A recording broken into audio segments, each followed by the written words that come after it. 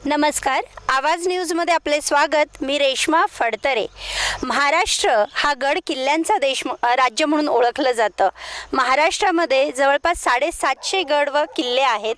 यापैकीच मावळ तालुक्यातील इंदोरी येथे एक भुईकोट गड आहे. तर या गडाविषयी, हा अल्पपरिचित असा गड आहे, तर या गडाविषयी माहिती जाणून घेण्यासाठी आज आपण या गडावर आलेलो आहोत. व या गडाविषयी माहिती सांगणारे आहेत आपले इतिहास संशोधक, ज्यांनी मावळातीलच नव्हे तर महाराष्ट्रातील गड व किल्ल्यांवरती अभ्यास केलेला आहे, असे गड व किल्ल्यांचे अभ्यासक, इतिहास संशोधक डॉक्टर प्रमोद बोराडे यांच्याकडून आपण या किल्ल्याविषयी माहिती जाणून घेणार आहोत. या दुर्गाची बांधणी आणि या दुर्गाची नावं ही मुळात सर्वप्रथम सांगितलीच पाहिजे, कारण याविषयी अनेकदा अनेक लोक नानाविध नावाने बोलतात. सर्वप्रथम मला सांगायचं आहे की या परमपवित्र भूमीत आपण उभे आहोत. या इथल्या मातीला श्रीमंत सरसेनापती खंडेराव दाभाडे आणि श्रीमंत सरसेनापती उमाबाई साहेब दाभाडे या दोघांचाही चरणस्पर्श झालेला आहे. त्यामुळं अतिशय महान आणि अशा या भूमीमध्ये, या दुर्गामध्ये, या दुर्गाची नावं नानाविध आहेत. काही लोक याला दाभाडेंची गढी असं म्हणतात, काही याला इंदोरीची गढी असं म्हणतात. पण वाडा, गढी असे सगळे शब्द लावण्याच्या आधी मला असं वाटतं याला आपण दुर्ग असा शब्द दिलेला अतिशय उत्तम राहील. म्हणजे इंदोरीचा किल्ला असं म्हटलं तरी चालतं, पण किल्ला हे मुळात आपलं नाव नाही आहे. किल्ला हे फारसी नाव आहे. शिवाजीराजांनी राज्य व्यवहार कोश जेव्हा स्थापन केला आहे किंवा राज्य व्यवहार कोश लिहायला लावला आहे, त्यावेळी धोंडीराज लक्ष्मण व्यास आणि रघुनाथ पंत हनुमंते अशा दोघांना बोलावून शिवाजीराजांनी सांगितलं आहे की किल्ला किंवा असे जे काही फारसी शब्द आहेत हे पहिले बदला, हे असं काही ठेवायचं नाही. आपल्या भाषेतले संस्कृत प्रचूर मराठी प्रतिशब्द शोधा.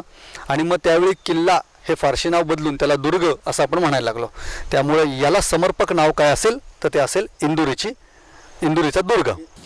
चला, आता आपण आलेलो आहोत नगरखान्याच्या आतमध्ये. वास्तविक पाहता एखाद्या दुर्गाची ज्यावेळेस आपण बारकाईने माहिती घेतो किंवा त्याचा इतिहास समजून घेतो, तर त्यावेळी आपण नेमकं त्या स्थळाचं महत्त्व समजून घेत असताना रचना पाहणं फार आवश्यक आहे. आता आपण या ठिकाणी उभे आहोत. हा नगरखाना आहे, ही नगरखान्याच्या आतमधली बाजू आहे. याच्यावरती याला म्हणतात चुनागच्ची. चुनागच्ची नावाचा एक असा शब्द येतो की ज्याच्यावरती काही अजून आपल्याला वर चढता येते, जाता येते, त्याला चुनागच्ची असं आपण म्हणतो.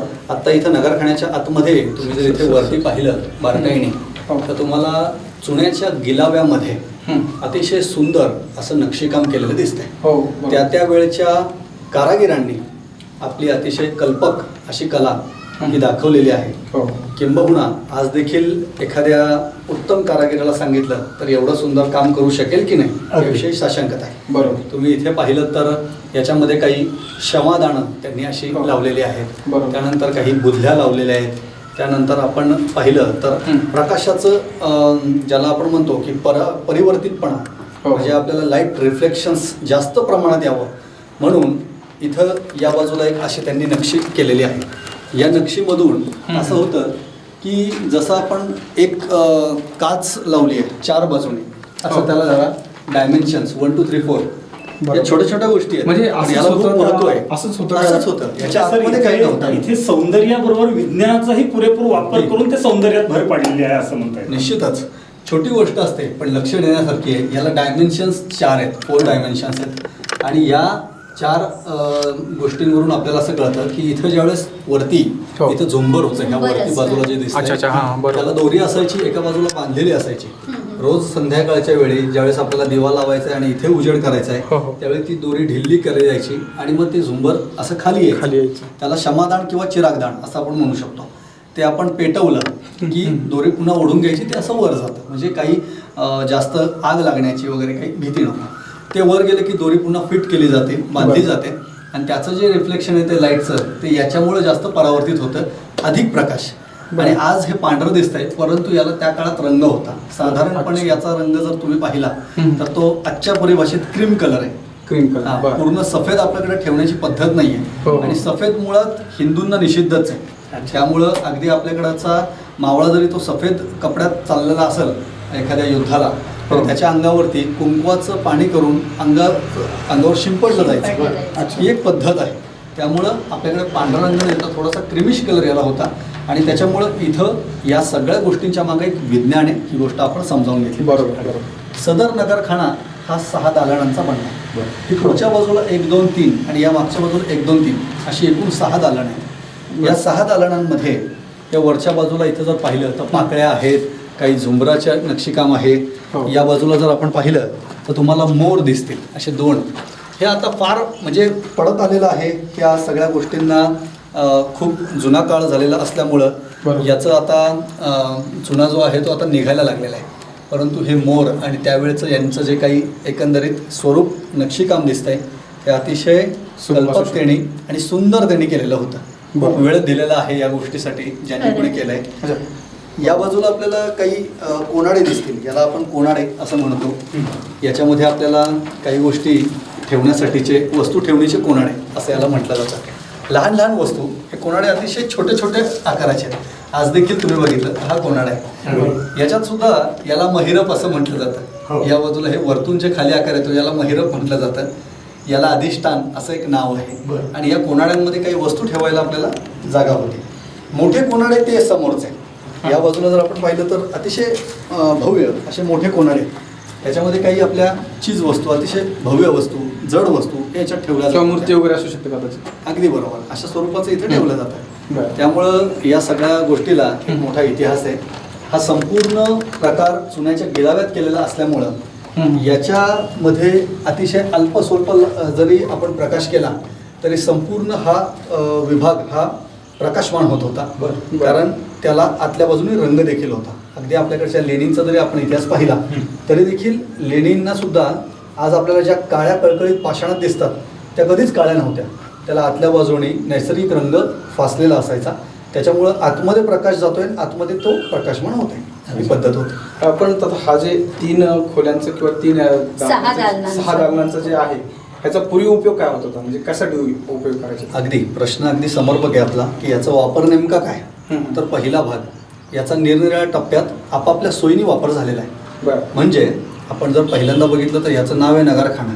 म्हणजे इथं नगारे चौघडे वाजलेले आहेत. ज्यावेळी सेनापती हत्तीवर बसून येत असतील, याची उंची जी आहे आपण खालच्या दरवाज्यामध्ये पाहणार आहोत, पण हत्तीवरती अंबारी असेल त्याच्यातही ते बसू शकतात. इतक्या उंचीने हत्ती आत आला तरी अंबारी सगळं तो आत येतोय, असं त्याचं स्वरूप आहे. बरोबर. आणि त्याच्यावरचा हा नगारखाना आहे. म्हणजे आपले प्रमुख कोणी येत आहेत, व्यक्ती येत आहेत, महत्त्वाची येत आहेत, राजघराण्याची कोणी लोक येत आहेत, तर चौघडा आणि नगारे वाजवण्यासाठी याचा उपयोग आहे. याला नगारखाना नाव आहे. परंतु नंतरच्या काळात ज्यावेळेस युद्धजन्य स्थिती आहे त्यावेळी सैनिकांनी याचा वापर केलेला असेल. ज्यावेळी त्याही पलीकडे गरज आहे की युद्ध चालू झालं त्यावेळी काही दारुगोळा ठेवण्यासाठी याचा वापर केलेला आहे. प्रत्येकाने आपापल्या परीने याचा वापर अगदी बरोबर आहे. बरोबर. आणि हे जे नगरखाना जो आहे किंवा हे जे ठिकाण आहे हे अगदी प्रवेशद्वाराच्या वरतीच आहे. ह्याचाही म्हणजे काय एक हे असेल काहीतरी उद्देश असतो त्यांचा इथं बनवण्याचा. अगदी बरोबर आहे. मुळात नगरखाना हा कोणी येतंय त्यावेळी नगारे वाजवण्याची बाजू आहे. बरोबर. त्यामुळं ते प्रवेशद्वारावर पाहिजे हे त्याचं पहिलं उत्तर. हो. आणि त्याचं दुसरं उत्तर असं की या ठिकाणी हा नगारखाना आणि याच्या समोर ज्या जंग्या दिसत आहेत आपल्याला गोळ्या मारण्यासाठीच्या, त्या इथेच का, कारण शत्रू येणार तो मागच्या बाजूने येणार नाही. या दुर्गाची भक्कमता अशी आहे की मागच्या बाजूने नदी आहे. एका दृष्टीने हा अर्धा जलदुर्ग झालेला आहे. मागच्या बाजूने नदी आहे, तिकडून सैन्य येणार नाही. येऊ शकेल पण तो पोहून जर आला तर तो लढणार कसा. त्याचे कपडे ओले असताना तो लढू शकत नाही. त्यामुळे समोरच्या बाजूने त्याच्यावरती हल्ला होऊ शकतो. आज आपल्याकडं काही 1902ला आपल्याकडं विमानाचा शोध लागलाय. त्याच्या आधी तो शोध नाहीये. त्यामुळे किल्ल्यामध्ये आतमध्ये काही उडी मारून येणं हे शक्य नाही. सगळे बाजूनी बुरुज आणि तटबंदी भक्कम आहे. त्यामुळं फक्त हल्ला होऊ शकतो हा समोरच्या दारावर. म्हणून या ठिकाणी नगरखान्याच्या पलीकडे आपल्याला तोफेच्या खिडक्या, जंग्या आणि या सगळ्या गोष्टी आहेत. मी तुम्हाला दाखवतो. आपण एक सर मला आणखी एक प्रश्न विचारला होता की असं कधी तुमच्याकडे आहे का एक म्हणजे ह्या ठिकाणी हल्ला झालेला आहे ह्या दुर्गावरती? आपल्याकडं अशी काही नोंद आहे का? अगदी बरोबर. आपल्याकडं मुळात एक गोष्ट जर सांगायची तर मोठी लढाई वगैरे असं इथं सांगता येत नाही. पण खंडेराव दाभाडेंच्या काळात ते स्वतः सरसेनापती पदावर होते. म्हणजे त्यांचं कामच मुळात योद्धा आहे. पुढच्या काळामध्ये समजा अजून एक 300 वर्षांच्या नंतर एखाद्याने असा सहज प्रश्न विचारावा की ह्या पेनाला, तुमच्या शर्टाचा जो पेन होता त्याचा वापर झाला असेल का. स्वाभाविक वापर होणं हो हो हो. आणि तो काळ जो आहे तो मध्ययुगाचा काळ आहे. बरोबर. मध्ययुगामध्ये आपल्यावरती परकीय आक्रमकांनी मोठ्या स्वरूपात हल्ला केलेला आहे. अशा वेळी धामधुमीच्या काळात रोज दुर्गाचा वापर आहे आणि रोज या ठिकाणी छोट्या मोठ्या चकमकी होतात. चकमकी झाल्या. पण अगदी तुम्ही असं भव्य युद्ध जर म्हणाल, साल्हेरचं युद्ध, शिवाजीराजांचं युद्ध, कांचनबरीचं युद्ध, अशा मोठ्या युद्धाची नोंद नाही. पण इथं चकमकी झाल्यात, इथं बलिदानं झाली आहेत, इथं वीरगती लोकांना प्राप्त झाली आहे. त्याचा एक पुरावा मी तुम्हाला त्या कडजाई मंदिराच्या समोरच्या विरगळीच्या माध्यमातून देणार आहे. बरं. आपण जेव्हा पुढे जाऊ त्यावेळेस मी तुम्हाला तिथं ती विरगळ त्या वीर पुरुषाच्या बलिदानाचं स्मारक दाखवणार आहे. अच्छा. तुर्तास आपण इथे समोर Yes. पाहून घेऊ. तरी आपण आता नगारखान्याची समोरची बाजू ही पाहतोय. हो हो. या मुख्य प्रवेशद्वारावर आपण उभे आहोत आणि किल्ल्याच्या या प्रवेशद्वाराच्या वरून आपल्याला समोरची संपूर्ण बाजू दिसते. याला जर तुम्ही काय म्हणाल तर तोफेची खिडकी असं याला आपण म्हणू शकतो. या बाजूने एखादी तोफ जर ठेवली आहे तर समोरच्या येणाऱ्या शत्रूवरती त्याचा प्रचंड दरारा असणार आहे. एखादी तोफ डागल्या गेली समोरच्या शत्रूचं फार मोठं नुकसान होऊ शकतं. त्यामुळे या खिडकीला आपण तोफेची खिडकी असं म्हणू शकतो. बरं. त्यानंतर आपण जर ही बाजू पाहिली तर या बाजूला आपल्या लक्षात येईल की इथे नानाविध जंगीचे प्रकार आहेत. जंगी याचा अर्थ असा होतो की याच्यामधून तुम्ही जर बघितलं तर गोळ्या मारण्यासाठी म्हणजे ठासणीच्या ज्या बंदुका असतात हो. त्याच्या नळ्या अशा बाहेर काढायच्यात आणि गोळी मारायची. मग याला ठासणीच्या बंदुका असतील किंवा धनुष्यबाण असेल, त्याला तीर कमान आपण असं म्हणतो. त्या धनुष्यबाणाने देखील आपण शत्रूच्या समोरचा अचूक वेध इथे घेऊ शकतो. आणि या प्रत्येक एका छिद्राचं या जंगीचं निरनिराळ्या ठिकाणी ही जाते.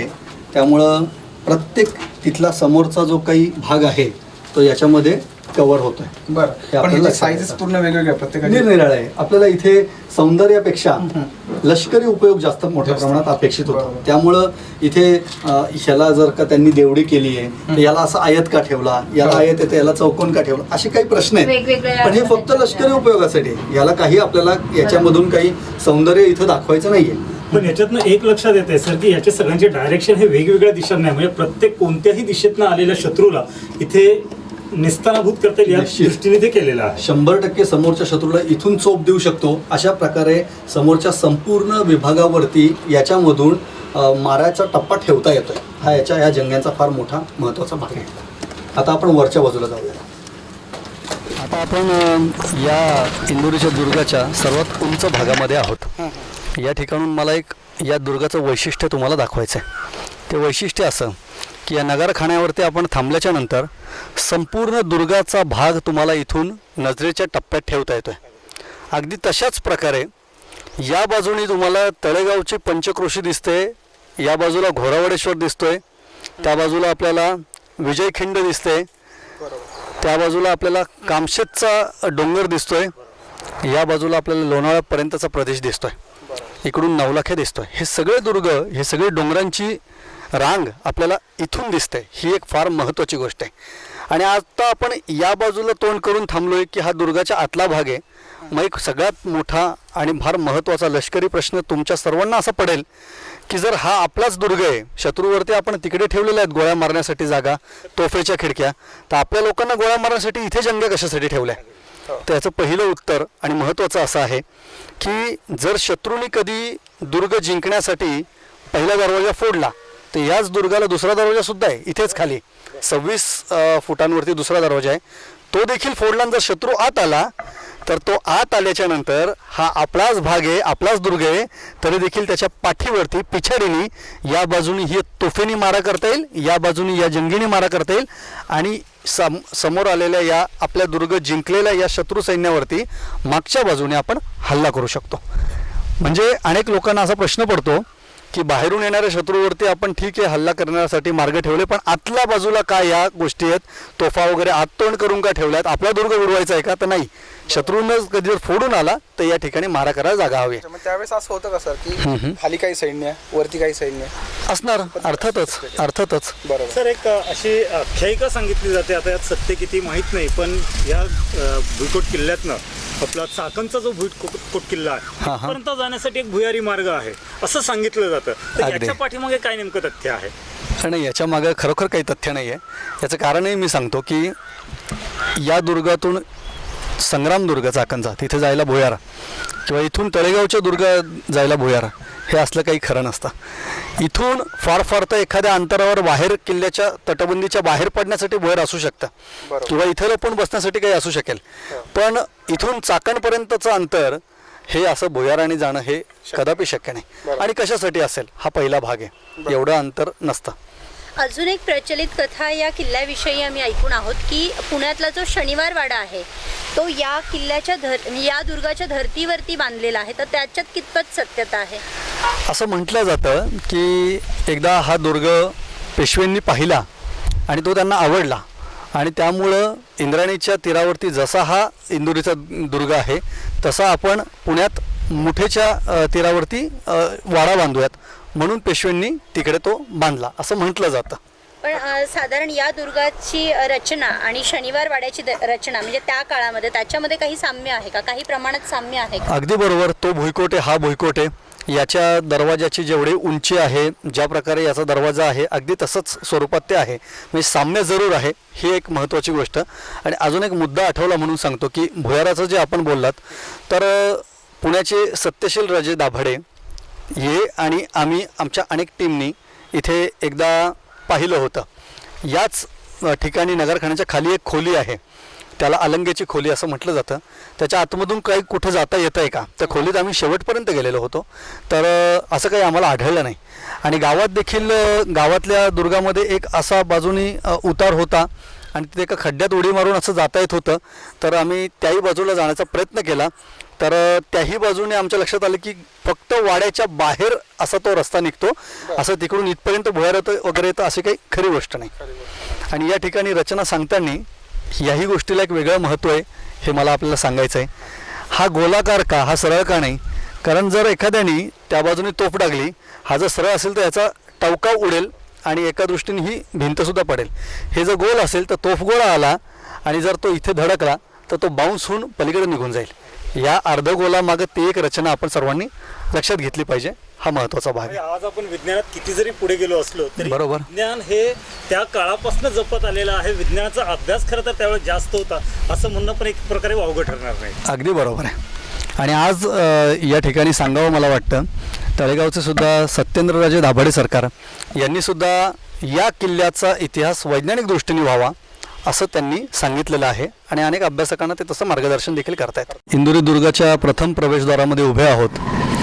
हे संपूर्ण प्रवेशद्वार वरपर्यंत तुम्ही जर बारकाईने पाहिलं तर इथे मध्ये गणेश आहे, दोन्ही बाजूला सिंहकृती आहेत, आणि त्याच्या वरच्या बाजूला म्हणजे नगारखाना आपण म्हणतो, पण तो लष्कराच्या उपयोगाचा एक भाग म्हणून तुम्ही जर त्याच्याकडे नीट बघितलं तर तुम्ही उभे असणारा प्रत्येक बाजू, आपल्या अवतीभोवतीची प्रत्येक बाजू, किंबहुना अगदी इथून पलीकडे 500 फुटांपर्यंतची बाजू ही या जंग्यांच्या माराच्या टप्प्यात ठेवलेली आहे. तोफांच्या खिडक्या इथे दिसत आहेत आणि बंदुकीच्या ठासणीच्या बंदुकीच्या गोळ्या मारण्यासाठी ठेवलेल्या जंगे आपल्याला इथून दिसत आहेत. हो. त्याच्यानंतर तुम्ही जर बघितलं तर हे जे काही गोलाकार असे विभाग इथं दिसतात, या बुरुजांना दिसत आहेत, तर या बाजूला तुम्हाला स्पष्ट दिसून येतील. हे जे काही पाकळी कृती दिसते सर्वात वरच्या बाजूला आपण बघितलं तोफांच्या खिडक्यांच्या शेजारी, तर त्याला आपण चर्या असं म्हणतो. म्हणजे ह्याला गोळी मारतोय त्याला म्हणायचं जंगी. त्याच्यानंतर हे चौकोनी जे दिसतंय त्याला म्हणायचं तोफेची खिडकी. त्याच्यानंतर त्याच्या बाजूला जे अर्ध कमळाकृती किंवा पाकळीचा आकार दिसतो त्याला म्हणायचं चर्या. आणि त्याच्या आतला जो माणूस थांबलेला असतो तो कशावर थांबतो तर त्याला म्हणतात फांजी.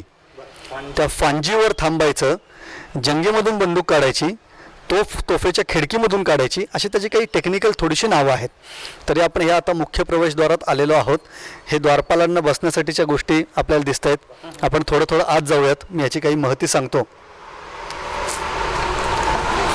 या प्रवेशद्वारात आल्याच्या नंतर तुम्ही सगळेजण अगदी बारकाईने बघा की इथे पहिलं 2 द्वाराचं कवाडं होती, अर्ध इकडं अर्ध इकडं, 2 द्वारं. त्याच्यानंतर ती द्वारं या दगडी कुसांमध्ये अडकवलेली दिसतात तुम्हाला. ही दोन्ही दगडी कुसं आजही शाबूत आहेत, किंबहुना त्याही बाजूची दोन्ही दगडी कुसं आजही शाबूत आहेत. तर या दगडी कुसामध्ये एक जी कवाड अडकवलेला असायचा, एक गंमत म्हणून सांगतो. आता मी तोफेची खिडकी म्हणालो किंवा याचा दरवाजा म्हणालो, हे सगळे नावं फारसी आहेत. ही फारसी नावं, आपल्यावरती फारसीचा इतका मोठा प्रादुर्भाव झाला आहे की आपण आज देखील फारसी बोलतो 50% असं माझं मत आहे. म्हणजे हा दरवाजा हे फारसी नाव आहे, याला मराठीत म्हणतात कवाड किंवा द्वार. त्याच्यानंतर आपण मी म्हटलं तोफेची खिडकी, खिडकी हे फारसी नाव आहे, त्याला मराठीत म्हणायचं झरोका. त्याच्यानंतर आपण इथं ह्याला लावलं आणि आपण काय करणार, कडी लावल्यावरती कुलूप लावतो. कुलूप हे फारसी नाव आहे, त्याला मराठी नाव आहे लोह संरक्षण वटिका. हा, निरनिराळी नावं आहेत. त्याच्यानंतर आपण हे दरवाजा जेव्हा असं लावू त्याला खिळे असायचे आणि एखाद्या हत्तीने किंवा यांनी कोणी येऊन असा दरवाजा फोडू नये तोफांनी, म्हणून या बाजूला तुम्हाला अडसूळ लावण्यासाठीचं छिद्र दिसतं. लांबलचक अडसूळ असायचा, म्हणजे लाकडी ओंडका चौकोनी, हा असा ओढायचा आणि या बाजूला येऊन या ठिकाणी टाकून द्यायचा. ही दोन्ही द्वारं लावल्याच्या नंतर त्याच्यावरती सुळे असायचे अणकुचीदार अगदी, म्हणजे हत्ती ते फोडू शकणार नाही. आणि जरी हत्तीने जोर लावला किंवा हत्तीला वरती चिलखत लावूनही लोक फोडायचे, असाही एक प्रकार असायचा. त्यामुळं हा जर ओंडका असेल तर द्वार कुठल्याही परिस्थितीत फुटणार नाही. त्यामुळं लॅच वापरतो, हो अगदी त्या काळातलं लॅच आहे. त्याहून भयंकर लॅच अगदी मग त्याच्यावर आताच्या लॅचची कल्पना आली म्हणायला स्वाभाविक आहे. याला अडसूळ असं म्हटलं जातं. तर द्वार लावल्यानंतर अडसूळ. अजून एक महत्त्वाची गंमत आपण इथे पुढे बघूयात. हे आत्ता यांनी भराव घातला, इथं तुम्हाला सिमेंट वगैरे या सगळ्या गोष्टी दिसत आहेत. म्हणजे मी देखील एवढा भराव पाहिलेला नाही आहे, हा आत्ता अलीकडे टाकला आहे. मी जेव्हा हा दुर्ग मागच्या एक 15-20 वर्षांपूर्वी पाहिला आहे त्यावेळी हे बऱ्यापैकी खाली अंतर होतं. आता आत गाडी जावी किंवा जास्तीत जास्त सुखकर सुविधा व्हावी म्हणून हे भराव होत गेला आहे, रस्ता होत गेला आहे. या बाजूला साधारणपणे एवढ्यापर्यंत माणसाचं डोकं येईल एवढा खोल खड्डा होता. या द्वारामधून आपण आत आल्याच्या नंतर याला आणि याला या दोन्ही बाजूंना म्हटलं जातं अलंगा. हे अलंगा फारशीत म्हटलं जातं, याला मराठीत म्हणतात देवड्या. देवड्या. हां, ही देवडी आणि ही एक देवडी. तर ही देवडी एवढी उंच का, याचं कारण काय, तर आपलं सैनिक समजा एखाद्याने हे द्वार फोडलं आणि शत्रू सैन्य इथं आत आलंय तर त्याला अगदी उडी मारून याच्यावर चढता येऊ नये. आज उडी मारून चढता येईल, पण त्यावेळी त्याची जर उंची आहे, त्याचं डोकं या बाजूला असेल एवढ्या अंतरावरती, तो उडी मारून चढणार नाही आहे. म्हणजे त्याला इथं वर चढायला जास्त अटकाव व्हावा आणि आपला माणूस वर उभं राहून शत्रू सैन्याला पायाच्या खाली जो शत्रू सैन्य आहे त्याला अगदी सहज मारू शकतो, अशी त्याची पद्धत असायची. त्यामुळं या अलंगा या लष्कराचा अतिशय महत्त्वाचा भाग आहे, हे पहिलं समजावून घ्या. त्यामुळं या अलंगा उंच असायच्या, याला देवडी असं म्हटलं जातं. आतमध्ये इथं आपण एक खोली पाहताय. आता तिथे काही वस्तू ठेवल्यात, पण ही जी खोली आहे ही भरपूर मोठी खोली आहे, ती आम्ही पूर्वी बघितलेली आहे. आणि अशी मोठी खोली, त्याच्या खोलीच्या आतमध्ये काही वस्तू ठेवायला कोनाडे आहेत, मशाली लावायला काही जागा आहे. आणि त्या खोलीला एक उपखोली आहे, म्हणजे इथून आत गेलात की डाव्या बाजूला आयत आकृती खोली आहे. त्याच्यानंतर सरळ गेलात की उजव्या बाजूला एक अल्पस्वल्प अशी कमी आकाराची अशी एक खोली आहे.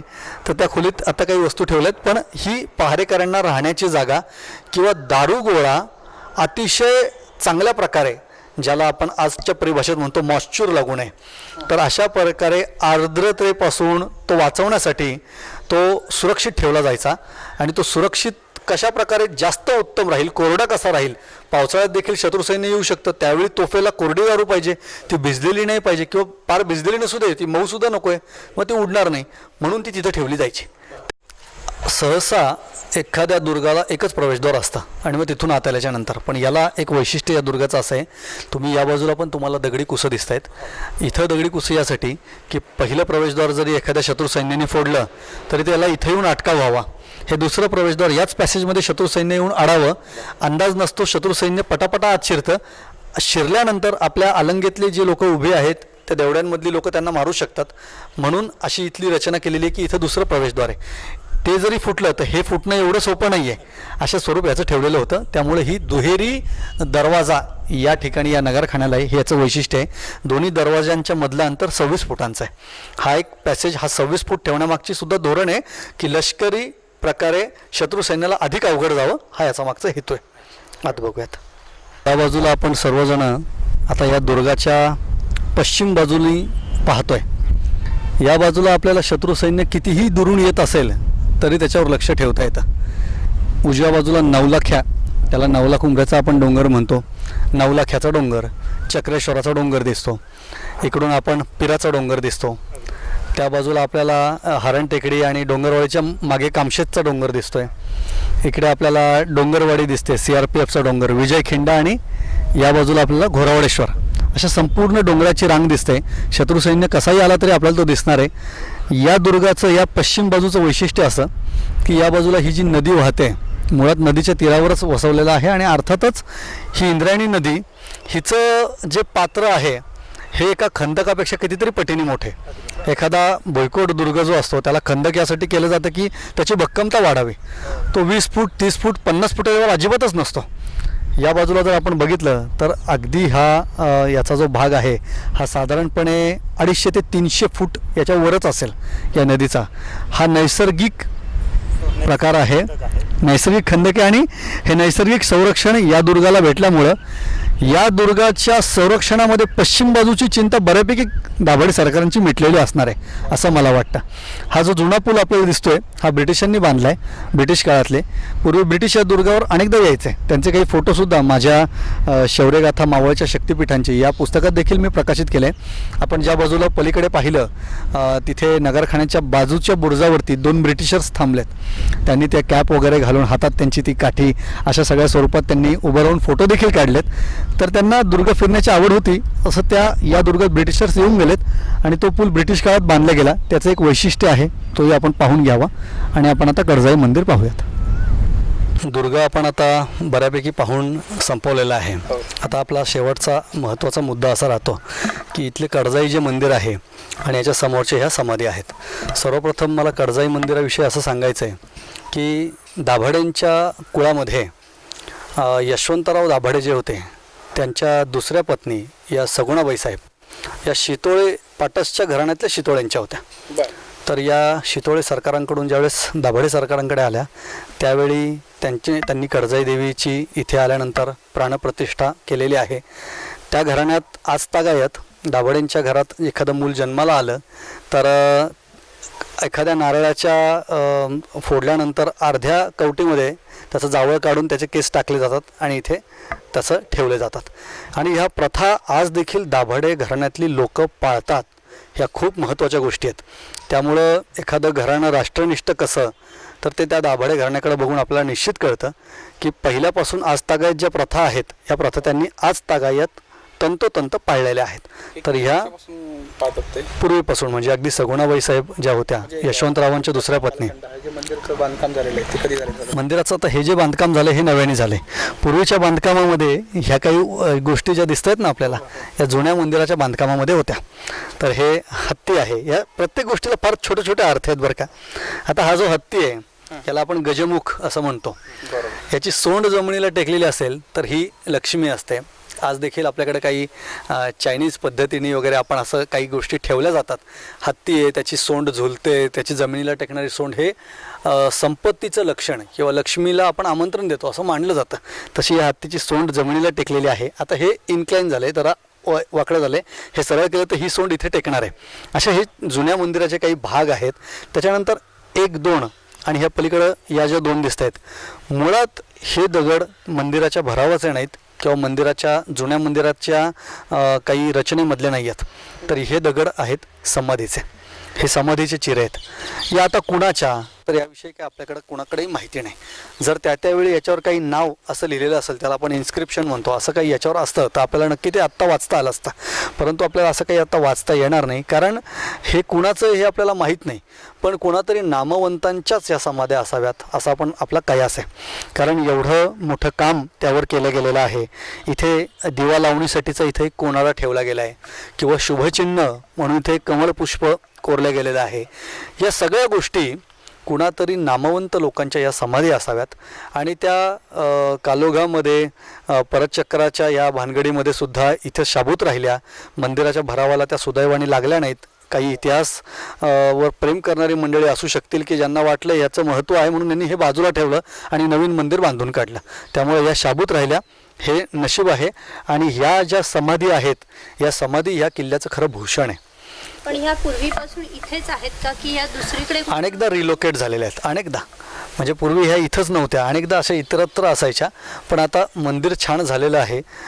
गावकरी इथे येतात बसतात. हे कट्टे नव्याने केलेत. त्याच्या बाजूला अशा एका रांगेत हे सगळं केलेलं आहे. त्यामुळं या इकडून तिकडं सरकल्या आहेत पण शाबूत राहिल्यात. होय इथे आणून त्यांनी ठेवलेल्या आहेत. अगदी बरोबर. पूर्वी इथे एक विहीर होती या बाजूला आता या गोष्टी कदाचित नवीन पिढीला माहीत देखील नसतील, पण एक विहीर या मंदिराच्या बांधकामाच्या वेळी इथे बुजवली गेली. हे ज्या झाडं दिसत आहेत ना, ह्याच्या उजव्या बाजूला ती विहीर होती आणि ती बुजवल्या गेली. परंतु या बाजूला पण एक आपण पाहिलं तर इथे आपल्याला वर तटावर चढण्यासाठी सैनिकांना दुहेरी बाजूने, म्हणजे एका बाजूने सैनिक जाणार आहे, एका बाजूने येणार आहे, असं त्यांना तटावर जाण्यासाठी एक व्यवस्था आणि जिने ठेवले गेलेले होते. ह्या सगळ्या गोष्टी इतिहासाचा अतिशय अविभाज्य घटक आहेत. आणि या संपूर्ण दुर्गाचं जे काही एकंदरीत रचना आहे किंवा बांधकाम आहे, हे बहुतांशी जवळजवळ एक 70% किंवा 75% दगडात केले वरपर्यंत. आणि इथून तिथून तुम्ही पार संपूर्ण दुर्ग गोलाकार फिरून आलात तर वरची बाजू ही केली आहे, ही फक्त त्यांनी विटांमध्ये केलेली आहेत. हां, तर हे सगळं एकदा रचना लक्षात घ्या. आणि आता ह्या समाधी पाहिल्याच्या नंतर मला एक शेवटाला इथं एक फार महत्त्वाची गोष्ट आहे ती आपल्याला दाखवायची आहे. ही आपण विरगळ म्हटलं जातं. ही मुळात आत्ता अर्धीच आहे. ही पूर्ण असेल त्यावेळी ही दुभंगली, तुटली आणि हिचा अर्धा भाग इथंच कुठंतरी खाली गाडला गेला. पण गेला तो कायमचाच गाडला गेला. आता हजारो वर्ष तो काही बाहेर येईल असं मला वाटत नाही. त्यामुळं ही विरगळ याला एकूण 5 साधारण 4 किंवा 5 सेक्शन्स असायचे. ही चांगली 3 ते 4 फूट उंचीची विरगळ होती. याच्यामध्ये कळस असेल तर एखाद्या नामवंत व्यक्तीची ही विरगळ आहे असं समजलं जातं. पहिलं मी विरगळ म्हणजे काय एक थोडक्यात सांगतो की एखादा वीर पुरुष त्याचं बलिदान झालं, तो युद्ध करताना इथे धारातीर्थी पडलाय, तर त्याच्या या स्मरणार्थ त्याच्या या वीर वृत्तीचं स्मरण कायमस्वरूपी राहावं म्हणून विरगळ केल्या जाते. तर इथं याला कळस दिसतोय म्हणजे ही नामवंत व्यक्तीची आहे. त्याच्या पहिला हा जो सेक्शन आहे याच्यामध्ये पती पत्नी आहेत आणि मध्ये ही शंकराची पिंडी आहे. हां, म्हणजे एक असेल तरी पिंड, अनेक असतील तरी पिंडी, एक असेल तरी पिंडी, अनेक असेल तरी पिंडी. पिंड असं नाही म्हणत त्याला. तर पती पत्नी ह्या शंकराच्या पिंडीची सेवा करतायत, पूजन करतायत. त्याच्या खालचं जे सेक्शन असतं याच्यामध्ये तो आता युद्धाला निघालेला आहे. त्याच्याकडची आभूषणं दाखवली जातात, शस्त्र दाखवली जातात. त्याचा जो तिसरा सेक्शन असतो खाली, त्याच्यामध्ये तो कसा लढला, किती लोकांशी लढला, हे साधारणपणे अशी एक समोर 5-6 लोक दाखवली जातात. भाला, तलवार, धनुष्य, त्याच्या हातात कट्यार, काय असेल ते दाखवलं जातं. सर्वात सेकंडला सेक्शनमध्ये तो मृत झाला, सरळ असा आडवा एक माणूस झोपलेला मृत झालेला दाखवला जातो. आणि त्याच्या खाली जर सेक्शन एखादा असेल तर त्यात असं दाखवलं जातं की ती व्यक्ती बसली एका आसनावरती आणि दासदासी त्याला स्वर्गप्राप्ती झाली, त्याची सेवा करतायत, त्याला हवा घालतायत, असं देखील दाखवलं जातं. इतकी उंच भव्यदिव्य ही विरगळ असणार आहे आणि ती आता दुभंगली आहे. इतिहास आपल्या भारतामध्ये, फक्त मी महाराष्ट्रापुरतं म्हणणार नाही, संपूर्ण भारतामध्ये इतिहासाची अवहेलना खूप मोठ्या प्रमाणावर झालेली आहे. आपला भाग काही त्याला अपवाद नाही आणि कुणाचाच भाग अपवाद नाही. भारत हा मुळात लढवय्यांचा देश आहे. त्यामुळं आपल्याकडे असणाऱ्या वीर पुरुषांच्या अनेक स्मारकांची आज देखील अवस्था आपण प्रवीण भोसलेंचं महाराष्ट्राची धारातीर्थे पुस्तक काढून पाहिलं तर आपल्याला दिसून येते. पण आज मगाशी मला एकाने प्रश्न विचारला, मॅडमने प्रश्न विचारला होता की नेमकं काय विरगळ काय किंवा हे कुठं आहे. तर मी त्यांना सांगितलं किंवा इथं युद्ध झालं होतं का आपण विचारलं, तर हा त्याचा पुरावा आहे, हा महत्त्वाचा पुरावा आहे. इथं युद्ध निश्चित झालं होतं, चकमक झाली होती, त्याच्यात कुणीतरी वीर धारातीर्थी पडला आणि ही त्याच्या नावाने विरगळ केले गेले. बरं, किती धारातीर्थी पडले असतील आपल्याला माहीत नाही. एकच तर माणूस मरणार नाही, युद्ध झालं आहे किंवा चकमक झाली आहे, शेकडो माणसं मिळाली असतील. पण त्या विरगळी कुठे ना कुठे इथे कालोघामध्ये गुडुप्त झाल्या, जमिनीखाली गेल्या, वरतून काही भराव वाहून आला, काही माती वाहून आली, त्या निघून गेल्या. पण असं हा विरगळ हा या किल्ल्याचा आत्मा आहे असं मला वाटतं. अगदी, म्हणजे कदाचित कालांतराने इथे उत्खनन वगैरे झालं तर काही विरगळ अशा सापडतील, पण जरूर सापडतील त्यांना त्याचं महत्त्व माहिती असेल की नाही हा एक मोठा प्रश्न असेल. अगदी अगदी बरोबर आहे.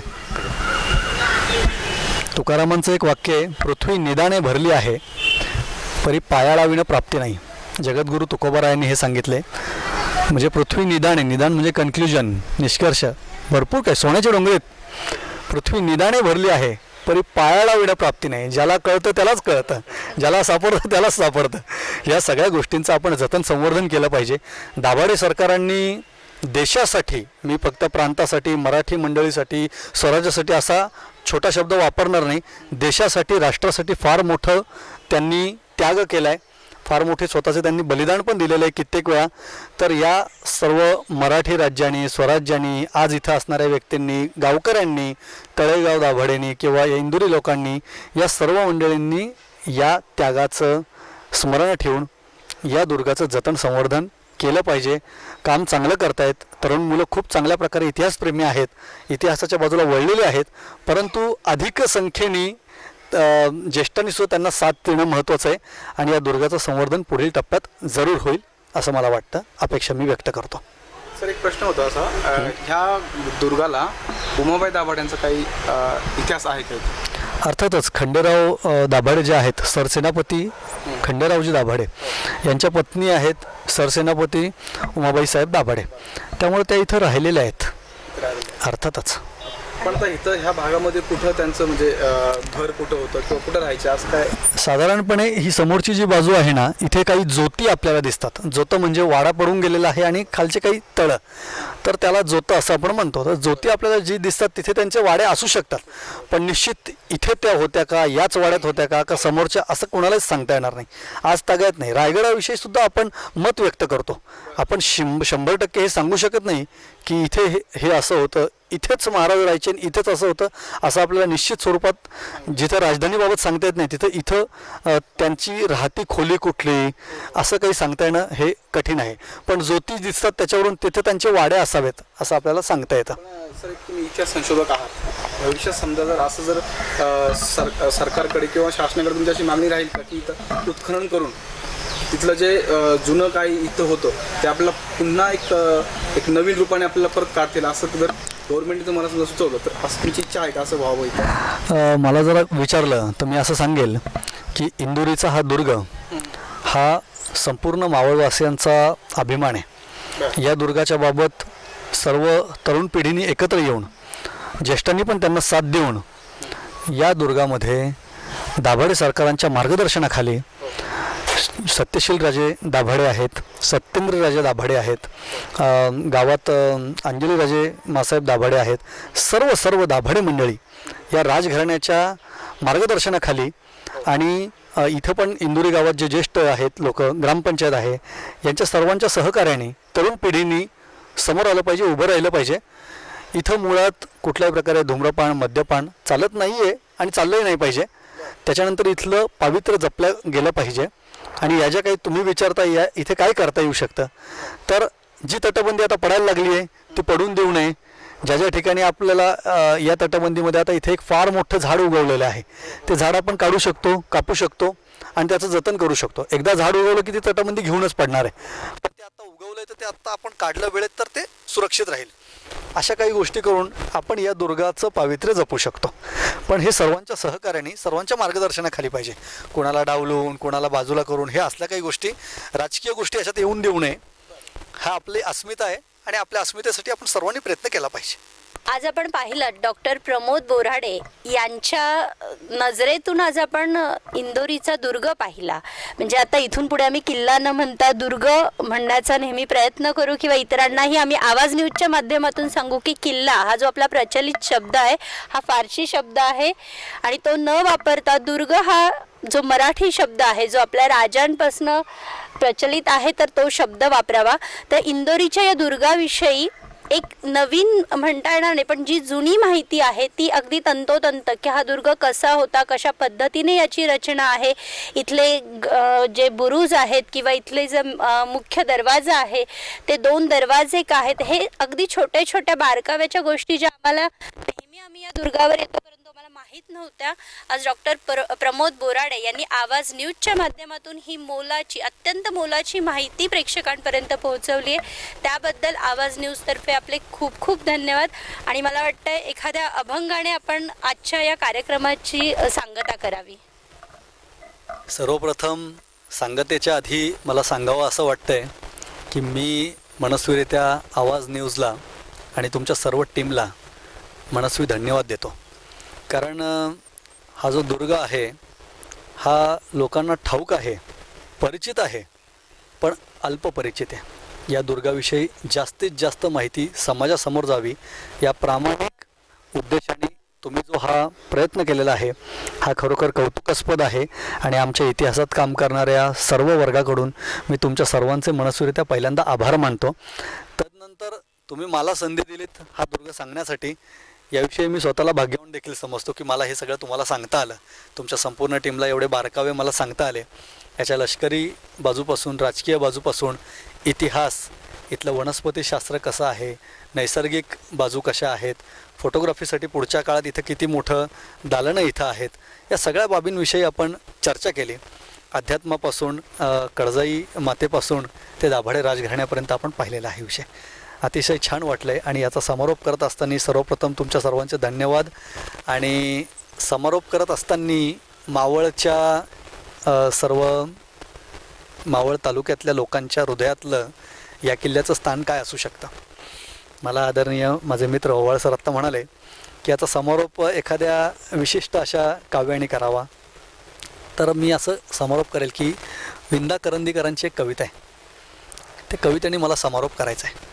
तर विंदा करंदीकर काल्पनिक असं एक चित्र रंगवतात आणि त्या रंगवलेल्या चित्रात ते असं म्हणत आहेत की तुकाराम महाराजांची भेट घ्यायला देहूमध्ये तुकाराम महाराज असे फिरत होते रस्त्याने आणि एका दुकानात उभे होते. तर तुकाराम महाराजांची भेट घ्यायला स्वतः विल्यम शेक्सपियर आला. म्हणजे शेक्सपियर हा तुकाराम महाराजांचा समकालीन आहे. तर त्यांनी असं सांगितलं की त्यांच्या कवितेतली वाक्य, तुकयाच्या भेटी शेक्सपियर आला, युरोपातून इकडे आला, कुठे आला, देहूत, आणि दोघांची भेट कुठे झाली, एका दुकानात. तुकयाच्या भेटी शेक्सपियर आला, तो झाला सोहळा दुकानात, दोघांची जाहली उराउरी भेट, कडकडून मिठी मारली दोघांनी एकमेकांना, दोघांची जाहली उराउरी भेट, उरातले थेट उरामध्ये. मग ते असं म्हणतायत की आता मित्र झालेत ना, मग तुका म्हणे विल्या, आता विल्यम शेक्सपियर नाही राहिले, शेक्सपियर साहेब नाही राहिले, आता विल्या मित्र, तुका म्हणे विल्या, तुझे कर्म थोर, अवघाची संसार उभा केला. काय काम केलं, संसार उभा केला, असं तुकाराम महाराज त्याला म्हणतायत. तुका म्हणे विल्या, तुझे कर्म थोर, अवघाची संसार उभा केला. आता शेक्सपियर म्हणे तुका, शेक्सपियर म्हणे तुका, तुका एक ते राहिले, तुका जे पाहिले विटेवरी, जो तू विठ्ठल पाहिलास तो माझा राहून गेला. मी जग जिंकलं पण माझं हे राहून गेलं. तुका जे पाहिले विटेवरी, हे जे विटेवरचं जे स्थान आहे हे पंढरीची वारी करणाऱ्या अखंड वारकऱ्यांचं, महाराष्ट्रातल्या, भारतातल्या, किंबहुना जगातल्या सर्व मराठी लोकांच्या हृदयातलं विठ्ठलाचं जे स्थान आहे, असं मावळ तालुक्यातल्या लोकांच्या हृदयात या दुर्गाचं स्थान आहे. त्यामुळं या दुर्गाचं जतन, संवर्धन आपल्या लोकांनी अगदी ताकदीने केलं पाहिजे, दाभाडे सरकारांच्या मार्गदर्शनाखाली केलं पाहिजे. तुमच्या सर्व टीमचे मी आभार देतो, आभार मानतो आणि या ठिकाणी थांबतो. धन्यवाद. धन्यवाद सर.